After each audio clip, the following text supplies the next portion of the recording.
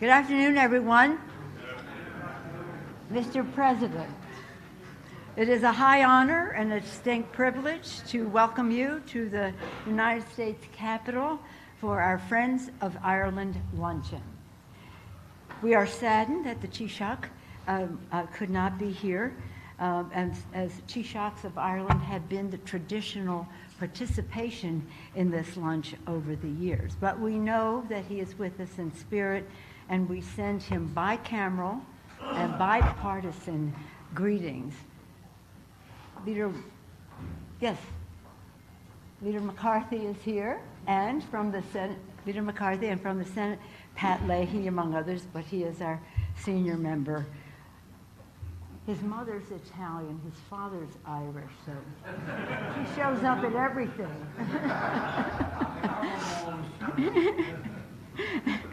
Okay, so here's what we gathered to participate. This is a cherished occasion for us. It's a tradition that was started by Tip O'Neill and Ronald Reagan when Ronald Reagan was president.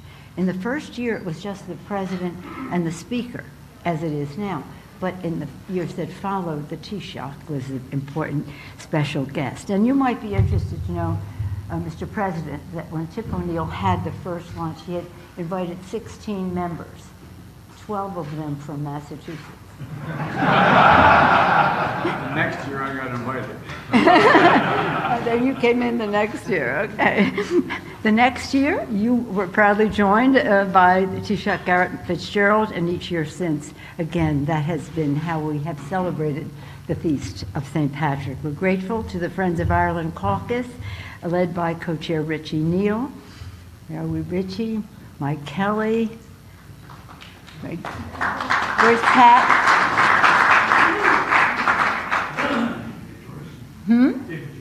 David Joyce. Where's David? David Joyce, thank you. Again, bipartisan, bicameral. This we're especially grateful to be celebrating the Feast of St. Patrick with an Irish-American President of the United States.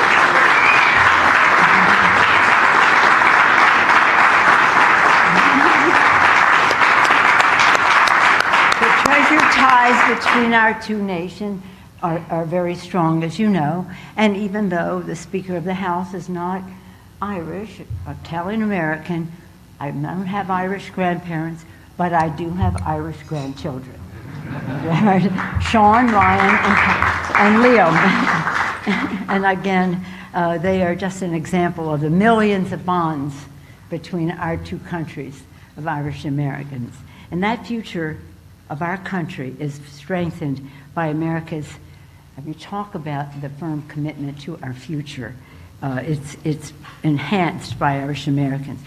The Irish Americans have fought in the Revolutionary War and the Civil War, have built our country in so many ways. I don't need to go into, you all know it, it's the stories of your life. And always to make a peaceful, beautiful future for America. I do want to say that in our shared history, peace has been a focal point. And last night I mentioned the Good Friday Accords as a part of peace in our time.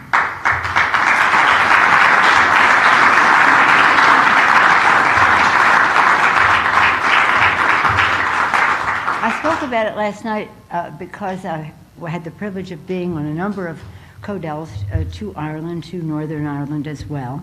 And many of us who visit Northern Ireland in the 90s saw at the border tanks, soldiers, Union Jacks, barbed wire, and the rest. And those of us who went recently to observe the anniversary of the Good Friday Accord saw a completely different situation at the border. Just a yellow line turning into a white line, making the distinction between Northern and Southern, and Northern Ireland and Ireland. What was interesting, Mr. President, at that time, the speaker at Stormont, he gave a big reception for us, all children, high school age children. And two of them spoke, one Catholic, one Protestant. And they both had the same message. They said that they who had never known conflict They made it clear they weren't going back. Nearly 2 generations of children living in peace. Again, we're sorry that Taoiseach could not be with us today. I commended him last night, and I just want to say, if he were here, what I said last night. I had the privilege of giving him, and the distinguished ambassador accepted on his part and gave his rousing speech. Thank you, Mr. Ambassador. And the British ambassador is here as well. Hi, Carl. And the Irish ambassador.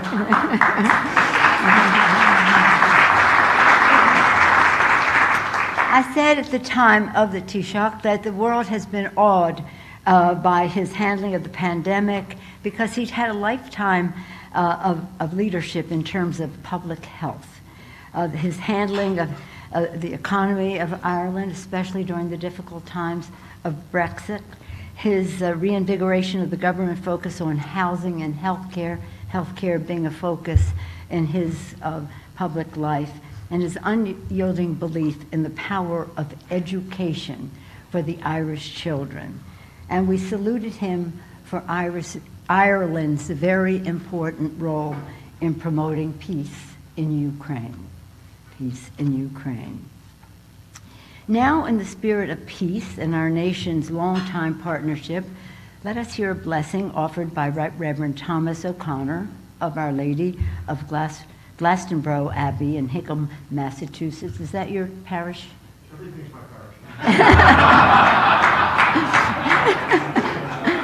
Reverend O'Connor. Reverend O'Connor.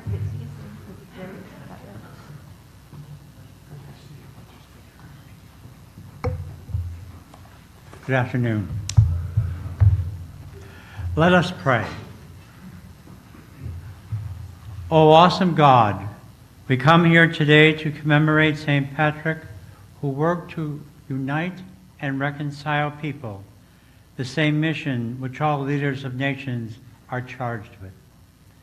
St. Patrick is remembered for his simplicity and pastoral care, for his humble trust in God, and for his fearless preaching of the gospel to those who had enslaved him in his youth. He saw a future of Ireland and the care of its people as a core of his mission. He was committed to the growth of people by building community, by teaching the people about Christian faith, and by listening to God. Like Patrick, we of Irish ancestry have been blessed with a captivating culture which speaks of who we are and what makes us Irish. Like an exquisite landscape imbued with 40 shades of green. Like Irish soda bread and the endless cups of tea. Like a Cayley celebration of storytelling, singing, music, and the beat of the bow run, and Irish step dancing, and the presence of Guinness and Jameson are only an Irish jig away. Like the gift of the gab present in the Irish and many politicians, present company is no exception. Regardless if you have kissed the Blarney Stone or not. Like the gift of poetry, literature, mystics, and myth.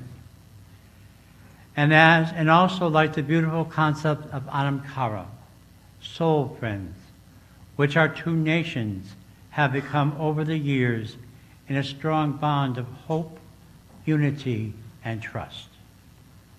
God, we ask your blessing upon all those who are gathered here, upon this food we are about to partake, of those who have prepared it and will serve it. We ask your blessing also on those who have less than we do, especially the children of our nations, going to bed hungry tonight. And dear God, we are particularly mindful of the exiled people of the Ukraine, who are in need of hope and peace, healing, and safe passage. We ask all these in the name of the God of Abraham, the God of Isaac, and the God of Jacob. Amen.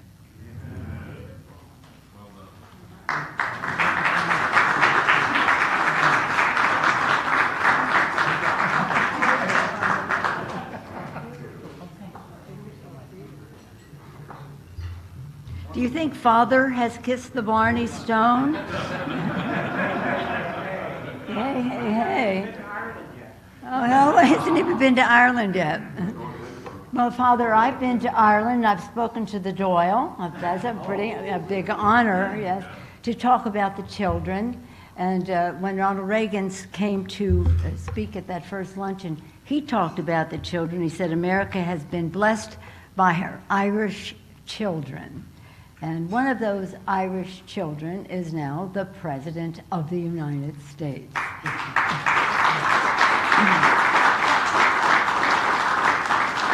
My wish for all of you is that you could have been there last night, and well, many of you were, to hear the President take pride in his Irish American heritage.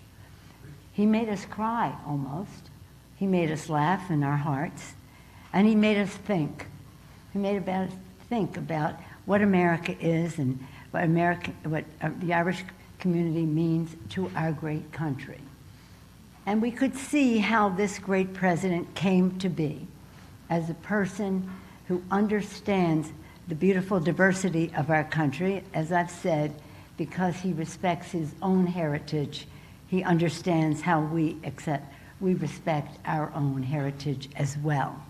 And he understands the dignity and worth of all people because his Irish heritage, in his case, was accompanied by a deep Catholic faith. He talks about his mother and father quite a bit, and don't keep the faith, spread the faith, right? That's your mom. That's your mom. So again, I think of another Irish president when I think of President Biden, and I've told him this. When I was young, I was in school, and I attended the Kennedy inaugurations. Many of you have heard me say this. And everybody in the world, practically, but certainly in our country ever since, knows what President Kennedy said about ask not to citizens of America, ask not what America can do for you. You know that whole sentence. But the very next sentence, and I say this to the president, the very next sentence, President Kennedy made this statement thinking of Joe Biden. To the citizens, to the people of the world, ask not what America can do for you, but what we can do working together for the freedom of mankind. And that is exactly what our president is doing, working together with respect for everyone, other countries in the rest, not in any condescending way or anything, but in a respectful collaboration. That sentence was made for you, Mr. President, at this time. When we were, many of us, in Munich to the security conference, we heard leaders of countries and foreign ministers, defense ministers, but heads of state, right? You shaking your head, say, thank you for your president, for bringing us together, for reinforcing the transatlantic alliance, and then even beyond that, and for helping us work together to help the people of Ukraine in a way that is unifying and not dictating. And so, again, with great pride, it's my pleasure to bring to one of America's children that God has blessed us with, the President of the United States.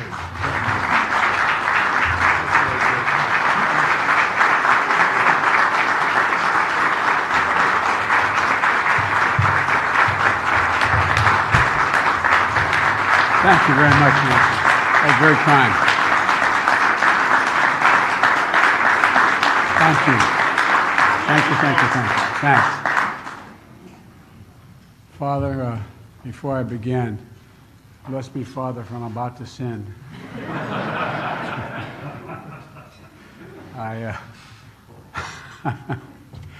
Well, I just want you to know, I may be Irish, but I'm not stupid. I married Dominic Giacoppa's daughter. Okay? Right. Look, thank you very much, Nancy, for that very gracious and very over-the-top introduction. I appreciate it very much. You know, I just got off on the way up, before I came up here, I was on the Zoom, as we say, with the Taoiseach for about 45 minutes. And he's looking well, he feels well. He's tested positive, but he feels well. It looks good, and he wanted to, I know the ambassador's here to bring his regards, but he's really sorry he can't be here. And he was looking forward to it, as was his wife. You know, the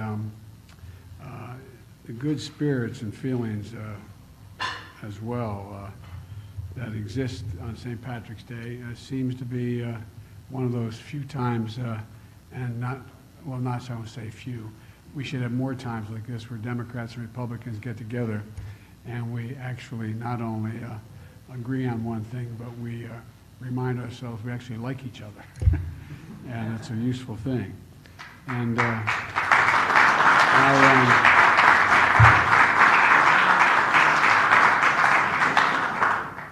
you know, Yeats wrote, and I quote, "Talent perceives differences, genius unity."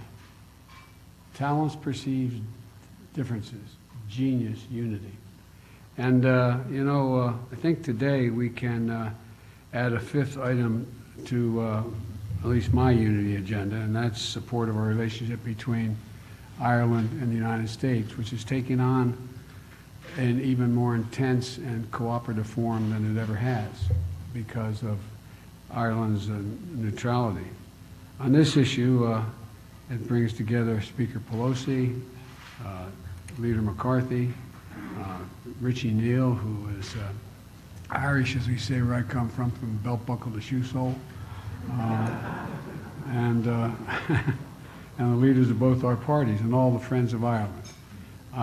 You know, I'm the proud son of Catherine Eugenia Finnegan Biden, and like so many Americans of Irish heritage, I love Ireland, and I was raised in a circumstance where you would have thought my whole family, they came in 1844 and 1845, but you'd think they'd all lived in Ireland the last 60 years, previous 60 years.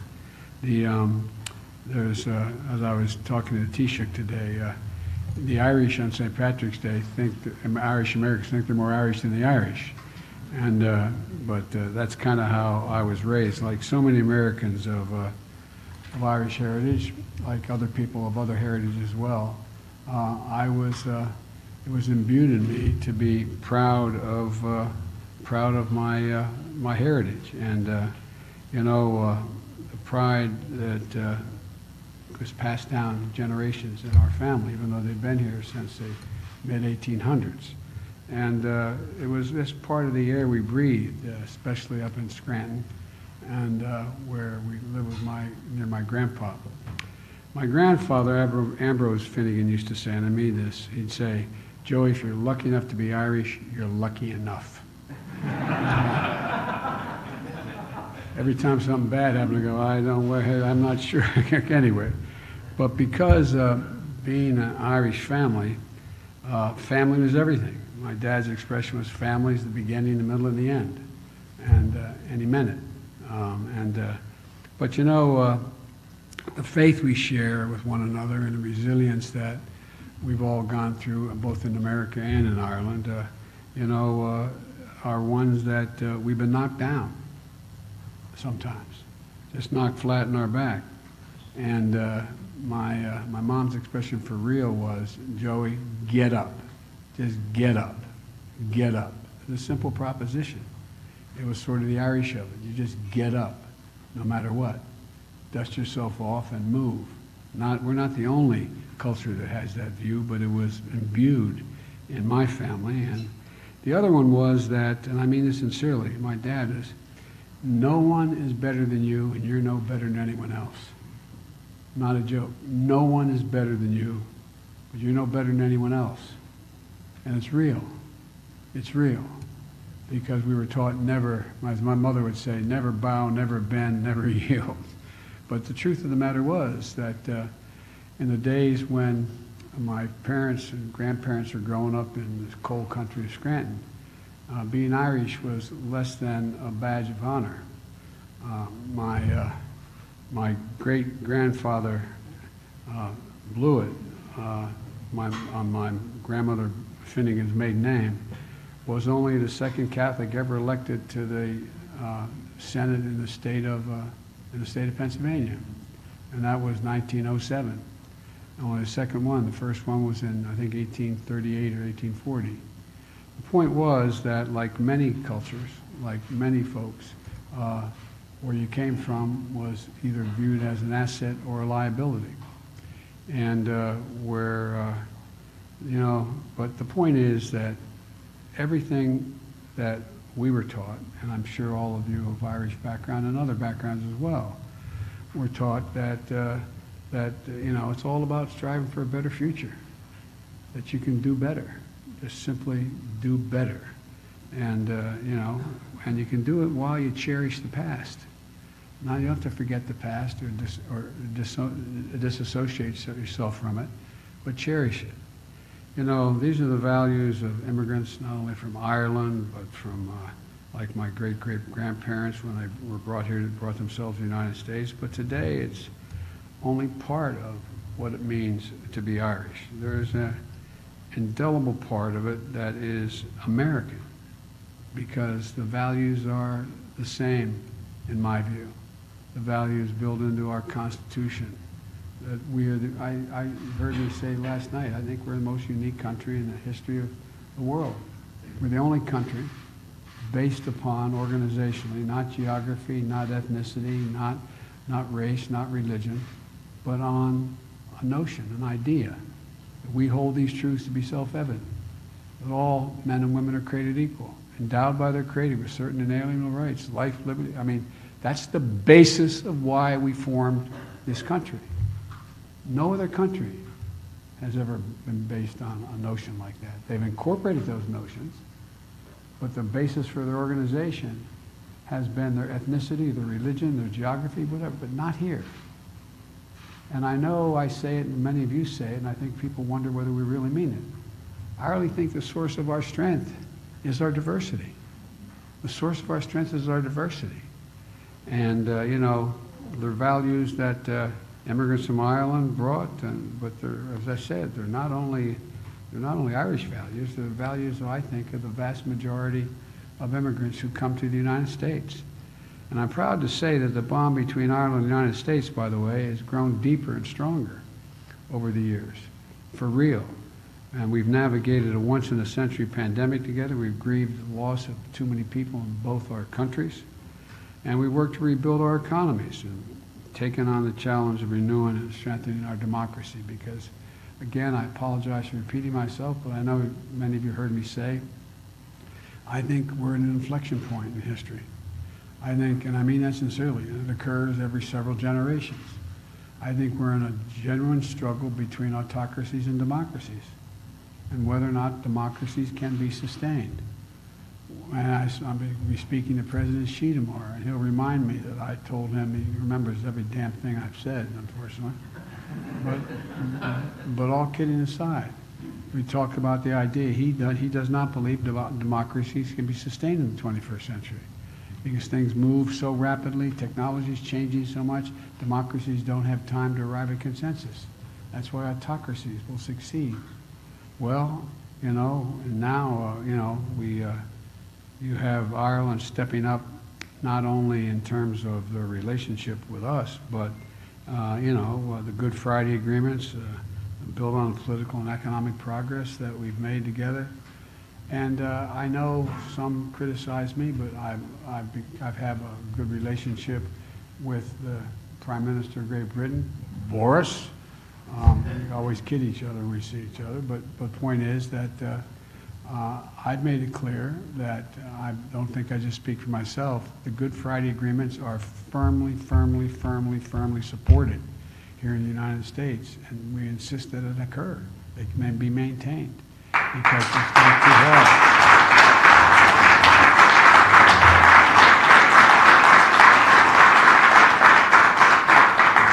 The people of Northern Ireland have made significant changes as well. There's movement, as you've mentioned, the young kids you talked about, Protestant and Catholic. There's talking how they've never known anything but being able to get along. I remember the first time on my parents' 50th wedding anniversary, my brothers and sister, we got together and and we can work something out for you, Father, we gave my parents a trip to Ireland. But coincided, I was going over the Stormont talks. And so they said, you take him, Joey. But the point is that it was a bit of an epiphany for my parents. They thought to hear all the stories from their ancestors about this, that, and the other thing, some of it apocryphal, some of it real. But it was really amazing. But when we took them to the north, it was interesting. We went up to the Stormont, and anyway, it was an interesting thing to watch the look on my mother's face and my father's face as we toured Ireland, to see both the things that they had heard that were consistent with what this third, because you never know whether there's exaggeration about, well, when this happened and that happened. But they came back more hopeful than they had ever been, as opposed to, and that was a while ago. My generic point is that, now you have Ireland and Great Britain and the Republic standing together against a murderous dictator, a pure thug who is waging an immoral war against the people of Ukraine. And by the way, the Republic is paying a big price for this, a big number for supporting the strategy, for supporting the sanctions, including aircraft, a whole range of things. It's not a minor contribution they're making to this effort. It's significant. Ireland and the United States are working together for the first time now. They're on the United Nations Security Council. Ireland's a part of the Security Council now, and the European Union. And Putin is paying a big price for his aggression, and they are part of the reason this cost is going so high. That's a little bit, everybody talks about Germany having stepped up and changed their notions about being more leaning forward, and they have. Well, so is Ireland. So is Ireland, a neutral country. Ireland has stepped up and taking the hit for what they're doing. And you look, ladies and gentlemen, the relationship between Ireland and the United States is a dynamic and I think essential partnership that as much as it has ever been. And, it's sustained and strengthened by the Friends of Ireland in this room and all across the country. And, the connections that link our people stretch back through history, and they well forward, I believe, for the future. We share a common goal, a future of greater peace, greater hope, greater security, and a greater sense of who we are as a country. And, my mother's expression, gotten from her grandfather, was, as long as you're alive, you have an obligation to strive, and you're not dead till you've seen the face of God. That's what I think of when I think of Ireland. All the troubles they've been through, they have never, ever, ever quit. Never, ever, ever, ever quit. Not once. They've gotten up. And now they're beginning to at least have the benefits of all the hard work and labor they've engaged in. And to becoming a real actor, Mr. Ambassador, on the world stage and at the United Nations. And so I want to thank you, Mr. Ambassador, and I thank the Taoiseach today. And I should probably tell you that my mother, when we went to Ireland, and we were in the South, and my father was a real gentleman, and his greatest regret was he never had a college education. But if any one of you were coming back to Delaware with me, and my dad were around, retired, and I didn't call him to tell him I was bringing you over and introduce him, so he had a chance to put on a coat and a tie, because he would only see you that way. That was my dad. And as we were going to Ireland, Fitzgerald was the Taoiseach, and we walked in to have a picture taken. And my dad had this brand new blazer that had a patch on it. my brother-in-law, Jack Owens, who's Irish from, like you, Neil, and it was this patch, this crest, and had Latin written on it. And I never took the time to look at it, although I had to take 4 years of Latin, three years of Latin in the Catholic high school I went to. And the Taoiseach were having a picture taken. He said, "Oh, Mr. Biden," he said, "I agree." And what it said in Latin was, "Don't let the bastards get you down." Well, we can't let them get us down. We can't let them get us down. Thank you for allowing me to come back home, come up here and speak, and thank you, Nancy, for the nice compliments.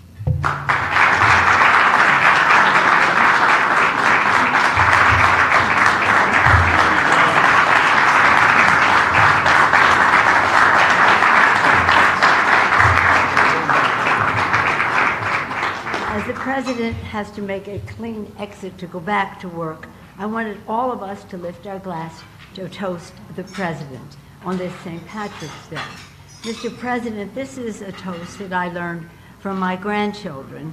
I've said it to our colleagues here before, and it goes like this. It's an Irish toast. Sing as if no one can hear you. Dance as if no one can see you. Love as if you've never loved before, and live as if heaven is on earth. So when I said to them, is that a toast that is a tradition in the Keneally family?